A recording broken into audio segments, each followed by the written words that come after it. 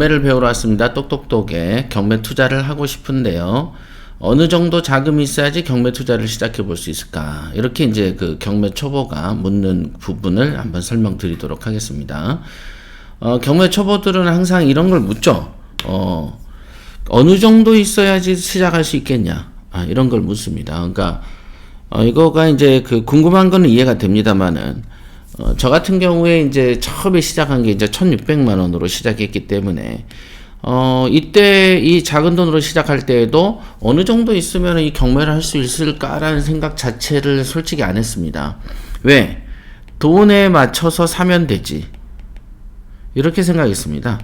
그러니까 우리가 이제 제대로 되는 물건을 사려고 할 때도 보통 여러분들이 보면은 이제 일반 백화점 가서 사는 것보다는 마트에 가는 게 싸잖아요.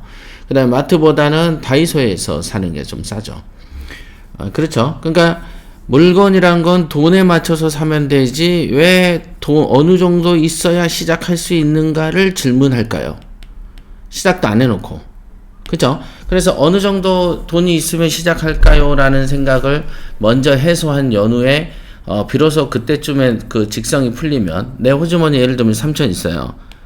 그럼 3천만 원이 있는데 3천부터 시작할 수 있습니다라는 말을 들으면 여러분들은 이제 되는구나 하고 공부를 시작하시나요? 그거 아니죠. 그러니까 이제 공부의 시작과 투자의 시작에는 이제 내가 가진 돈의 크기는 사실 관계는 없어요. 우리가 먼저 경매 사이트인 기안 옥션을 봤을 때 이 옥션 안에만 보면은 얼마짜리 물건들이 있다는 건 여러분들이 쉽게 아실 수가 있기 때문에 어느 정도 자금이 있어야 경매를 시작할 수 있느냐를 사실은 중요한 문제가 아닙니다. 그냥 뒤져보면 되는 거죠. 저는 그랬습니다. 그러나 경매 초보니까 궁금할 수는 있겠죠. 한번 읽어볼게요. 경매 투자 관련해서 여러 가지 질문을 드리고자 하는데요. 투자금이 얼마나 있어야 됩니까? 가진 돈이 적다 보니 쑥스럽습니다. 서울에서 14평짜리 전세가 8천만 원 하는데 제가 가진 거는 겨우 4천입니다. 자, 이 책이 써진 건 10년도 더 전입니다. 그러니까 최근에 2년 전에 이제 급격한 그 부동산 시세 상승을 감안하고 책을 보시면 되겠습니다. 그러니까 이 책에서 말하고자 하는 원리를 이해하시면 되지. 이렇게 싼 거는 좀 그렇잖아. 뭐 이런 식으로 얘기할 필요가 없어요. 이거는 10년 훨씬 전에 쓰여진 책이기 때문에 그렇습니다. 어쨌든 경매 초보는 돈이 없는데 어떡하냐 이렇게 이제 물어보는 것 같고요. 그 다음에 이제 보니까 알부자가 묻죠. 답합니다. 그런 질문은 자주 듣습니다. 정답부터 말씀드리자면 돈이 크든 작든 그에 걸맞는 투자가 가능하다는 얘기입니다. 이렇게 투자를 결정하는 여러 가지 요소가 있는데 예를 들어 나는 아파트를 사고 싶고 빌라나 단독을 사고 싶다. 이매를 사고 싶다. 이런 식으로 투자의 방향을 생각한 바가 있을 거다. 투자 방향을 어떻게 결정하느냐에 따라서는 투자가 가능해지기도 하고 불가능해지기도 한다. 그랬더니 이제 초보가 좀 더 이해시켜달라 이렇게 얘기를 하죠. 그래서 투자자들이 가져야 될 자세는 자신이 원하는 물건과 기타 조건을 우선 생각하지 마세요. 그 다음에 자기가 가지고 있는 돈의 규모와 성격에 맞춰서 물건을 찾는 것이다.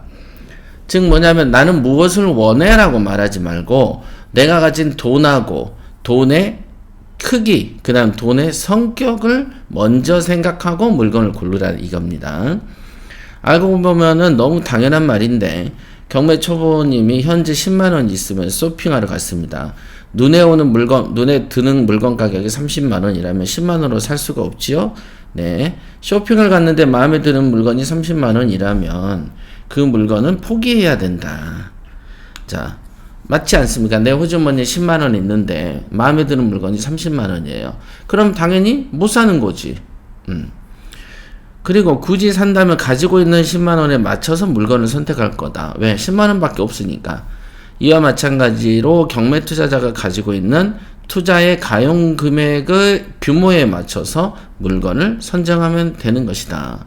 예를 들면 나는 어떤 독일의 수제 소세지를 먹고 싶어. 근데 내가 가진 돈으로는 수제 소세지가 아니고 그냥 가공품 소세지를 살 수밖에 없다. 그러면은 돈에 맞춰서 사면 되는 것이지. 사기 전에 독일산 수제 프랭크 소세지를 살까요? 국산을 먹을까요?를 물을 필요가 없다. 왜? 물건의 가격이 애초에 다르기 때문에 내가 가지고 있는 물건 그 돈의 크기에 맞춰서 고르면 되는 것이다. 이렇게 대충 이해가 됩니다. 그렇지만은 돈의 규모에 맞춰서 투자를 하다 보면 원하는 지역에서 사지 못할 수도 있지 않습니까? 그럴 때 어떻게 해야 되냐? 너무 간단하다. 가진 돈으로 백화점에 가서 물건을 사지 못하면 어떻게 되냐? 남대문 가고 동대문 가고, 이처럼 가진 돈으로 자신이 원하는 지역에서 매물을 살 수 없다면 다른 곳으로 가라. 그죠? 그러니까 모든 건 돈에 맞춰서 사면 되는데 돈에 맞춰 산다라는 생각을 안 하고, 나는 아파트를 원하고 나는 어디를 원한다. 물건이 없네. 그러니까 경매 안 해야 되겠다. 아이고, 나의 돈으로는 이 동네 못 사겠네. 그래서 경매 안 해야 되겠다. 이런 식의 사고를 한단 말이죠, 대체적으로. 그랬더니 저는요 서울하고 수도권 벗어나고 싶지 않습니다. 알부자가 바로 그런 생각이 돈을 벌지 못하는 원인이 된다. 늘 교육하는 경매 편견 중에 하나이며, 종목에 대한 편견, 장소에 대한 편견은 셀 수 없는 편견들이 많다. 사람들이 어떤 종목에도 딱 꽂힌 게 있을 거고, 그 다음에 이제 장소도 어디여야 한다. 나는 어디는 살 수 있지만 어디는 못 사. 라고 생각을 한다. 이게 투자라고 생각하니까 잘 이해가 안 되는 모양인데, 만약에 먹을 풀이 다 떨어졌다고 생각해도 장소를 가릴 것이냐. 그죠? 당장 굶는데 먹을거리가 떨어지면 아무리 정든 장소도 두 팔 걷고 이동을 할 수밖에 없다. 그렇지 않냐? 그만큼 투자에 철저해지지 않았고 돈에 대한 욕심이 적다 보니까 이것저것을 따지게 되는 것이다. 그죠? 이것저것을 따진다는 건 어찌됐든 배가 부르다는 얘기고, 아직 돈 벌 준비가 안 돼 있다는 얘기고, 아직 경매에 대해서 진지하지 않다는 얘기죠. 삼성그룹 같은 경우도 돈이 벌리면은 북극이든 남극이든 가서 본사 짓고 건물 짓고 이렇게 물건을 판매하는 것처럼, 개인도 그런 어떤 비즈니스적인 마인드로 이렇게 장소와 때 이런 거, 규모 이런 걸 가리지 않아야 되는데, 너무 막 가리는 거죠. 우리가 이제 어렸을 때 애들이 보면 반찬 가리듯이 그렇게 가리면 어른들이 혼내잖아요. 야, 그거 좀 가리지 말고 먹어, 몸에 좋으니까. 이렇게 얘기하는 것처럼, 어디를 사더라도 돈에 되는, 우리한테 돈을 벌어다 주는 것이면은 먹어야 되는 것이다. 그렇군요. 그렇게 사례를 들으니까 이해가 잘 된다. 사람들은 항상 자기가 익숙한 곳을 떠나려고 하는 경향이 있거든요. 그래서 왠지 모르는 곳에다 투자하는 건 힘들 것 같아요. 라고 물었죠, 초보가. 그랬더니 이제 알부자가 그렇다.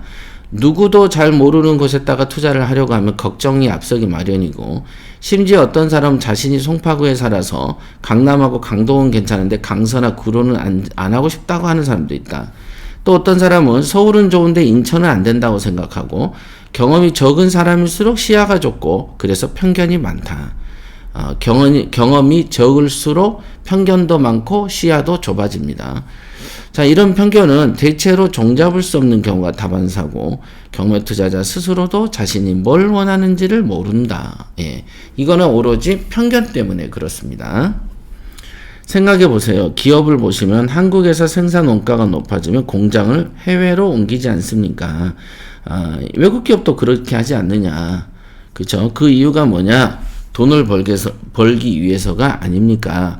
그와 마찬가지로 한국에서 여기저기 지역을 따질 것이 아니라 돈만 되면 어디라도 가는 것이고, 모르는 지역이라면 알 때까지 자주 가면 될 일이고, 앞서 말했던 것처럼 부동산 가치를 평가하는 눈을 가지고 있다면 투자 가치가 있는 지역의 물건을 고를 수 있다. 그러니까 지역도 가릴 필요가 없다라는 것이고요. 그러니까 여기에 대한 질문이, 아까 이제 물어봤던 질문은 뭐냐면, 얼마 정도 있어야 경매 투자를 할 수 있겠냐. 이 얼마 정도라는 것은, 이게 성립하려면 지역을 가리지 않아야 된다는 것이죠. 지역을 한정 짓다 보면 얼마 정도라는 자금이 한정되기 때문에, 그럼 내가 가진 자금은 어차피 현재 들고 있는 게 작다면은 이 지역을 옮겨라. 그 다음에 내가 원하는 종목으로는 내 돈이 부족하다면 종목도 바꿔라. 아니면은 지역을 변경해서 종목을 찾으면은 가격이 떨어지죠. 예를 들면 강남의 아파트보다 저기 수원의 아파트가 쌀 것이고 수원의 아파트보다 대전의 아파트가 싸지 않겠습니까? 이런 식으로 내리면 된다. 그 이유는 뭐냐? 전 포기하고 싶지 않은데요. 그거는 되게 어리석은 태도다. 왜냐하면 우리가 주어진 자금을 가지고 어떤 물건을 사러 시장을 갔을 때 백화점하고 남대문하고 가격 차이가 있고 우리가 어떤 식으로 소비를 하는지에 대한 패턴을 이해를 한다면 이 말도 쉽게 이해가 될 것이다. 네. 어느 정도 자금이 있어야지 되느냐. 예, 여기에는 자금에 맞춰서 물건을 사세요. 자금의 규모는 신경 쓰지 마세요. 자금의 규모와 자금의 성격에 맞춘 물건을 사시면 된다. 저 2,000밖에 없는데요. 그럼 2,000 가지고 할 수 있는 것을 찾으면 됩니다. 그런데 서울에 없던데요. 그럼 지방을 가면 됩니다. 그런데 아파트는 안 되는데, 빌라를 사면 됩니다. 이렇게. 그러니까 어린아이한테, 야, 당근하고 양파도 니한테 다 몸에 좋은 거야. 라고 얘기하는 것과 마찬가지다. 라고 보시면 되겠습니다.